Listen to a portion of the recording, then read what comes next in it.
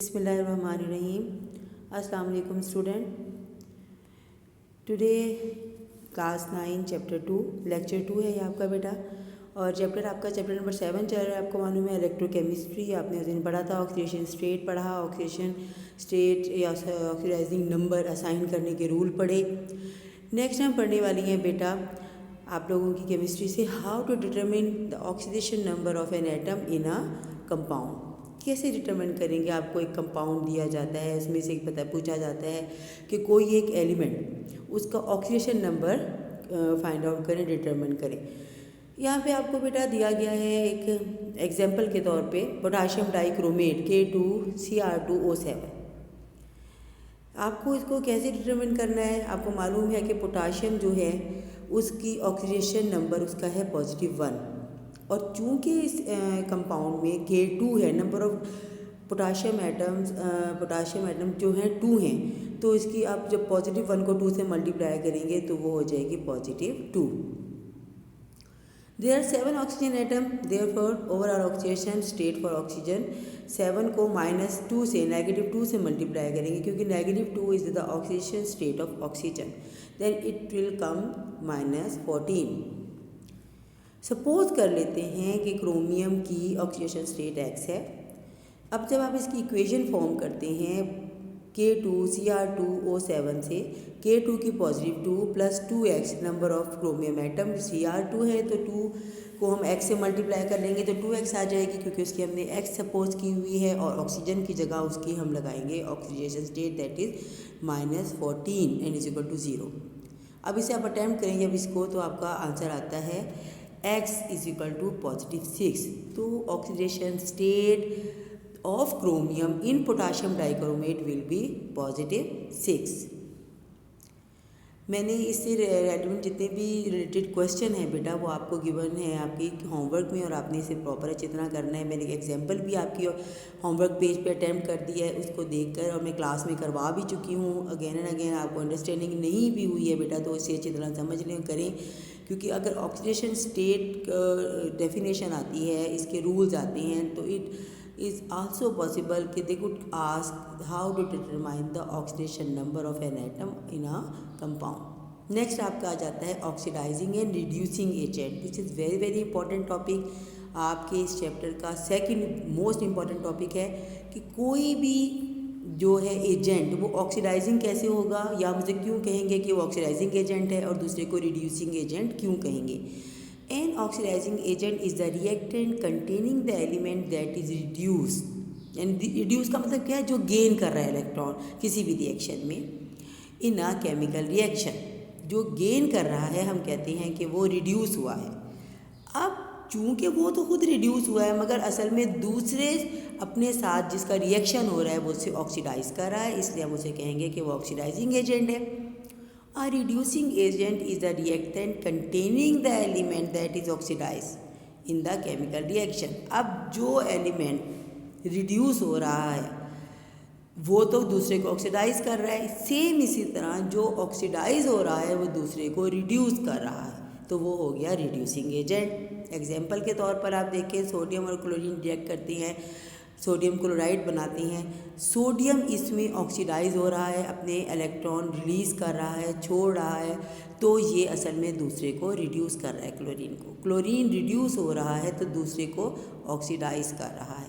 ये आपको अंडरस्टैंडिंग हो गई है। इससे जो मुतल्लिक आपके क्वेश्चंस आए हुए हैं कि कैसे आप मालूम करेंगे कि कौन सा एलिमेंट ऑक्सीडाइजिंग एजेंट है, कौन सा एलिमेंट रिड्यूसिंग एजेंट है, तो उससे मुतल्लिक हम नेक्स्ट लेक्चर में आपको क्वेश्चन जो होंगे एक्सरसाइज के वो करवाऊंगी। अब आपका नेक्स्ट टॉपिक जो आता है वो इलेक्ट्रोकेमिकल सेल्स है। What is the definition of electrochemical cell?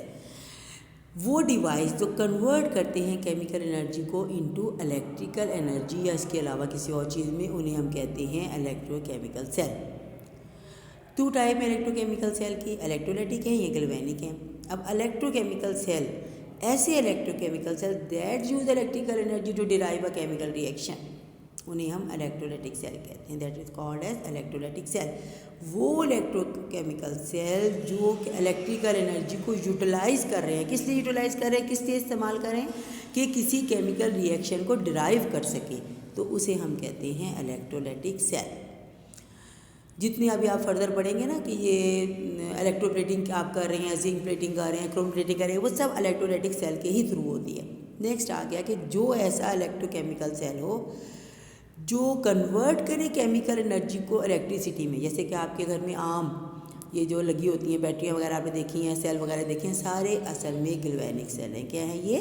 Galvanic cell है। ये क्या कर रहे हैं? केमिकल एनर्जी को इलेक्ट्रिसिटी में कन्वर्ट कर रहे हैं। ओके बच्चे, अब नेचर क्या है इलेक्ट्रोकेमिकल प्रोसेस की? जब भी इलेक्ट्रोकेमिकल प्रोसेस होता है हमें पता होना चाहिए उसकी नेचर क्या है, वो किस नेचर के हामिल हैं।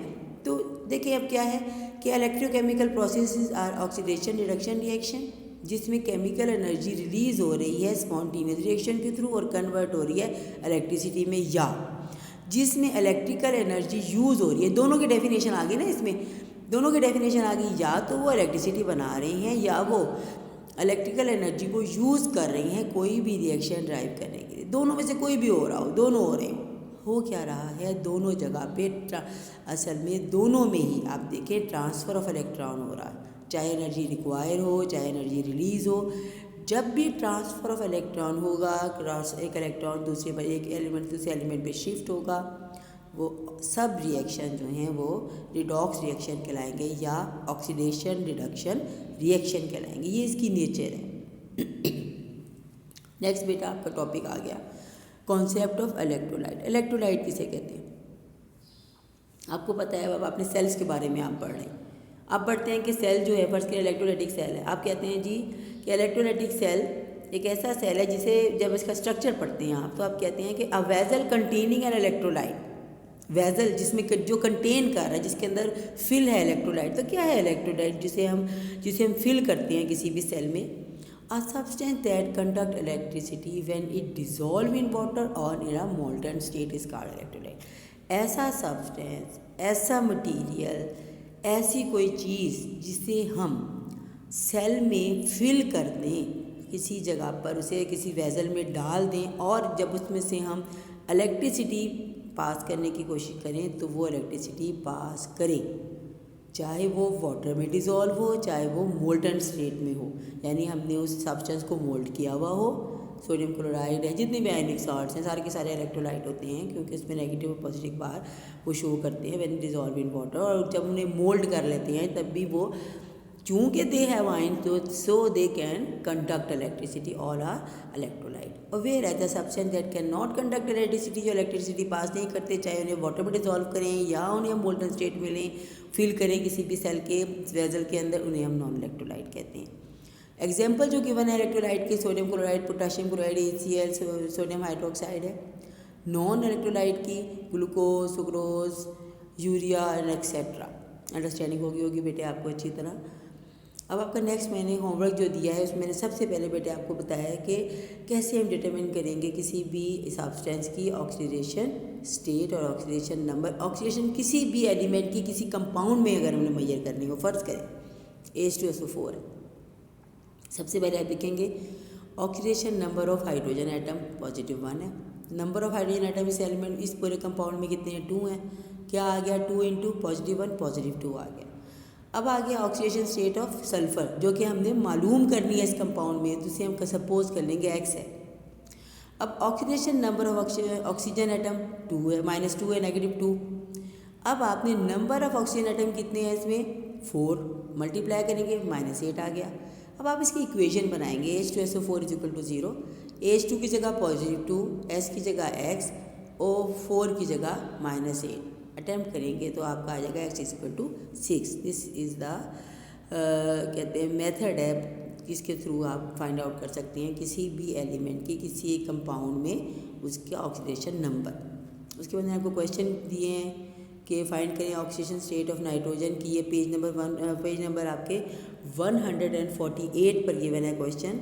पार्ट बी है क्वेश्चन नंबर 15 का, अटैम्प्ट करें। क्वेश्चन नंबर 16 करें, 148 से ही है। शॉर्ट क्वेश्चन नंबर आपका 2 है, पेज 148 पर गिवन है। ये मैं ऑलरेडी क्लास में करवा चुकी हूँ बच्चों, ये आपने अब अपनी होमवर्क रजिस्टर पर अगेन करनी है।